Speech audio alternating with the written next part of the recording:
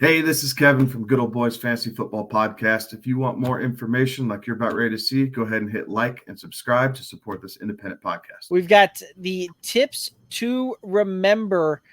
Know the room. That's our first tip. Know the room. Know who you are drafting against, because if you have guys or gals or people that you're playing with that tend to favor a certain NFL team, I'll just give you the instance for our home league.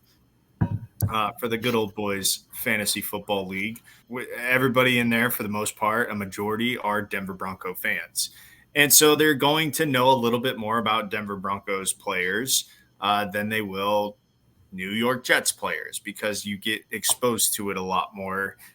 You're listening to sports talk radio in Colorado, or your social media feeds are more up on Broncos players and Broncos, reporters and all that. So know the room. If you know that there are people that tend to fade one way or the other, what you think will happen won't happen, because the human involvement will inevitably wreck whatever plan you had. So just understand what the room is, and it's tough in leagues. There are leagues that I'm in with Kevin and Derek, where Kevin and Derek are the only two people I know, and I have no idea what the room is going to do. But you try to figure out some tendencies pretty quickly and see what's going on. But that is a very, very big tip. Know the room, figure out who you're playing against, and that will help you come draft time. Something else that'll help you out come draft time, and we've talked about it. We've hit it up a couple of times here. We've got videos out there for it. Is use tiers. Use tier-based drafting. That'll help you understand, right? Like when the run is happening and you're looking at guys and it's going forward, you're able to kind of shift and pivot and know where you need to go on that one. So using a tier-based draft system tends to allow you to walk out of your draft room without having to shed any tiers.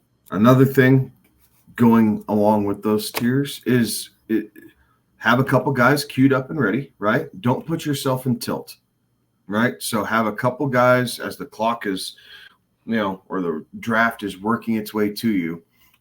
Have 2 or 3 guys ready, right? That's what you have these tiers for. So that way, if the guy in front of you takes, your option 1A, well, then you have 1B right there, and you can make that slight adjustment, but you're not sitting there and you get kind of thrown off in your game because of a pick that was made 1 or 2 spots before you, and now you feel like it derailed your whole draft. So be prepared to adjust and go with the flow. And one of the things that will also help you avoid tilt, besides using the tiers and all of that as well, is don't overpay for a guy. Don't go through and just because, everything's kind of dried up at that draft position, and, don't go and draft your, the 10th tight end off the board in the 6th round. Like, that's not going to help you out there.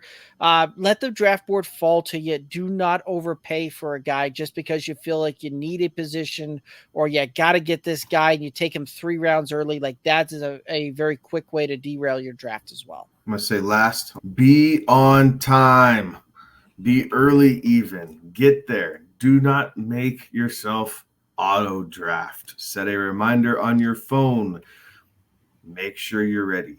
I should have watched these top 5 tips before I have my work draft on Sunday. This is a good reminder. That's a good reminder, Kevin.